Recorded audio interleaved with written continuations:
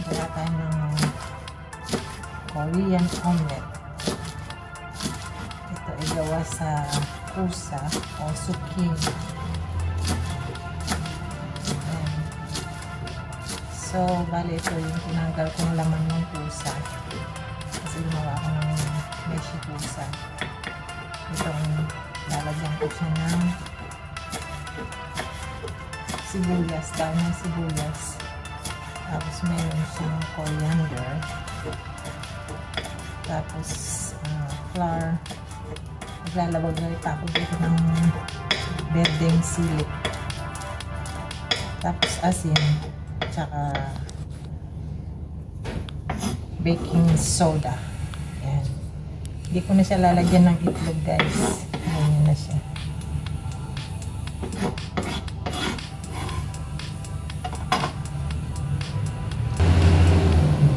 So, bali ito na yun.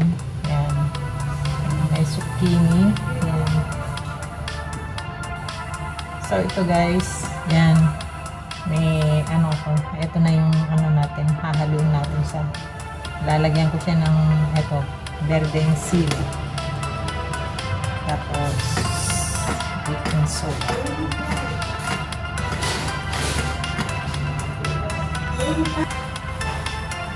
Ito na guys yung sili natin. Lagyan natin siya ng baking soda.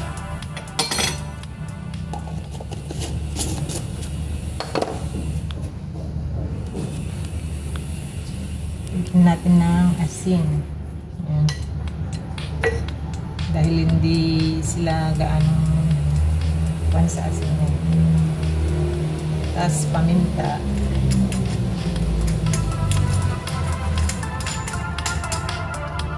So, ito na guys. Hahaluin na natin itong mimix natin sila. Let's mix them together.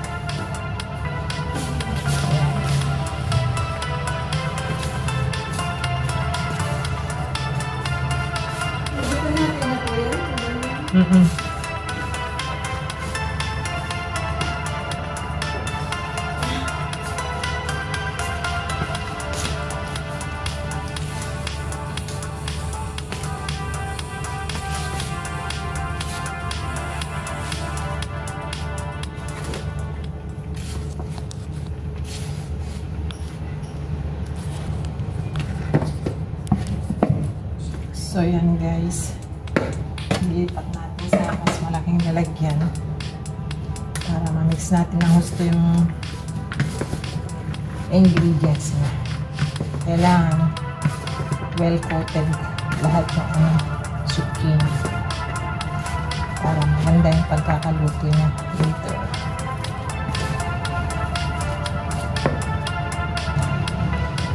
So, ulitin ko guys, yung mixture nito, yung ingredients na mainly ay yung zucchini, tapos coriander leaves, yan, tapos green onion, tapos isang sili na maliit. I-chop lang natin yung sibuyas, tapos yung coriander, tsaka yung sili para ihalo natin dito. Tapos, lagyan natin siya ng flour, tsaka baking powder, asin, at tsaka paminta. No need to add eggs.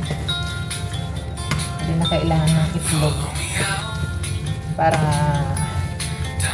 mag-mold siya. Kasi meron na yung ano, yung flour natin.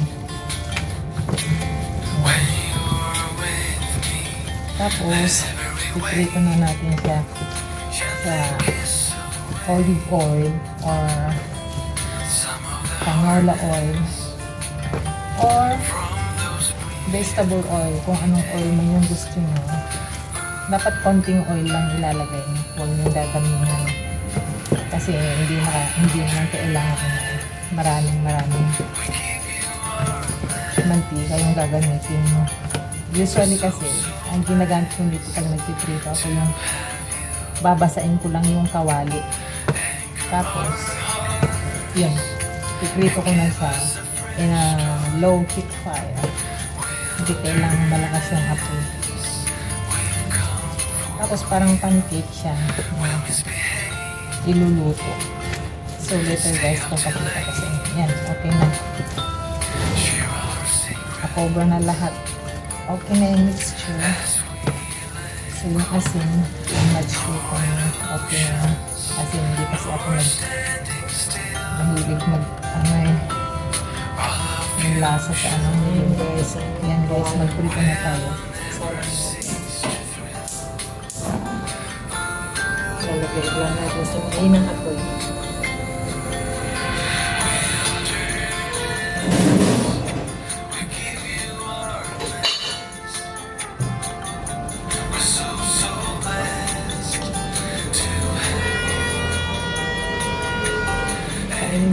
Kainitin muna natin yung kawali.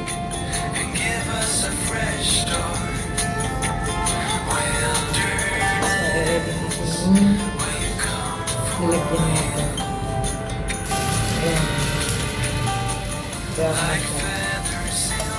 Pabalik ka rin natin.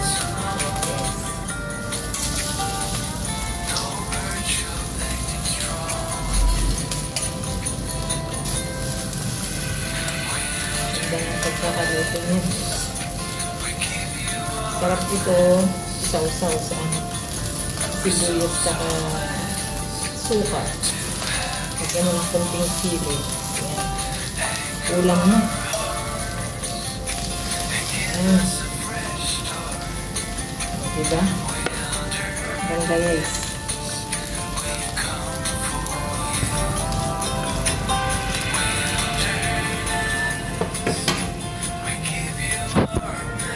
Tignan natin guys. Okay na.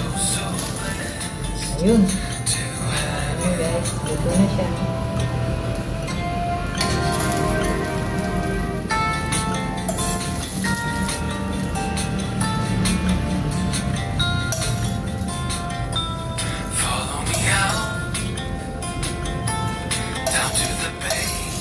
Sarap na pangkulang to guys.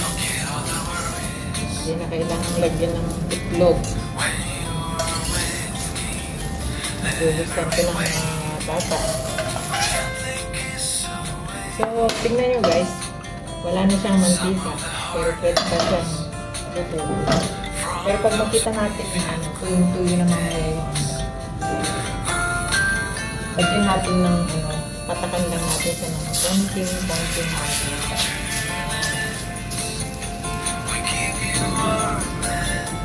Kasi hindi maganda yung masyadong mantika. Masama yun sa katawan natin. Kaya iwas tayo guys sa sakit. Namulan ng cholesterol. Sakit sa katawan.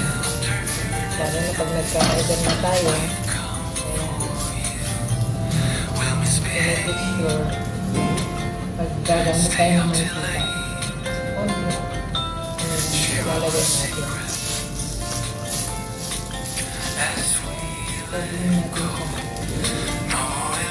Lagyan natin sa gitna.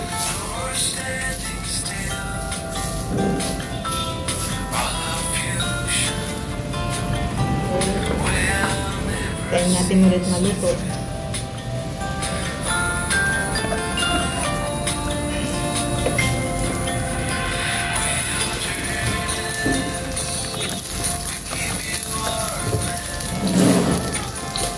Product natin.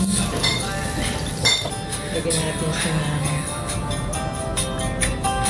flakes.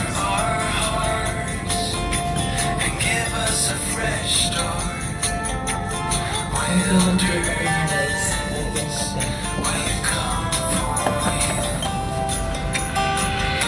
Then spread natin siya. Spread natin siya. Para hindi siya mag-stick. Hindi siya didikit. Pakainin natin sa minute.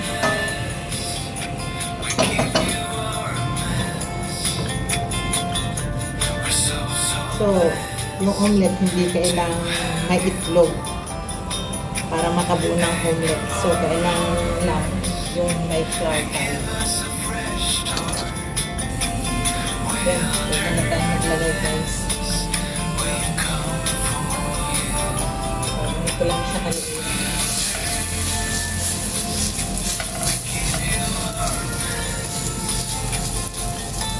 Kasi mo guys, wala siyang halos manisliga natin. Kunti lang siya. Parang hate lang. Pagkakaya lang natin.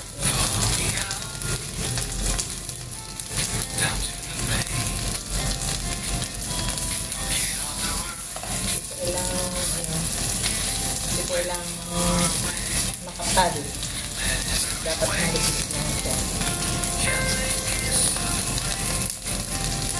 Ang gaganda kasi nito pag maganda yung pagkakahalo mo. Pag dinain mo siya malutong siya, hindi siya malambot. Kapag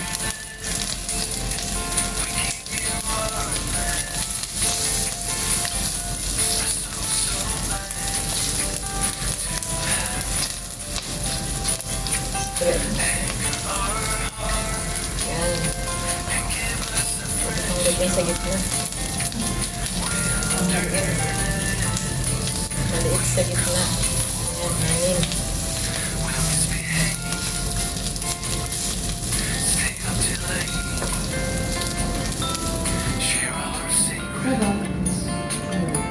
Seven. Baka ba din ko na? Pero pick one.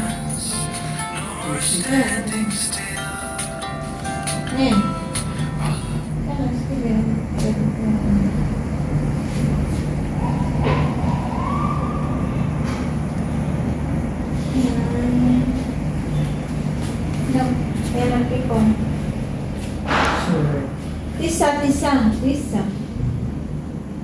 Yan ang pick one. Pero ang maadik.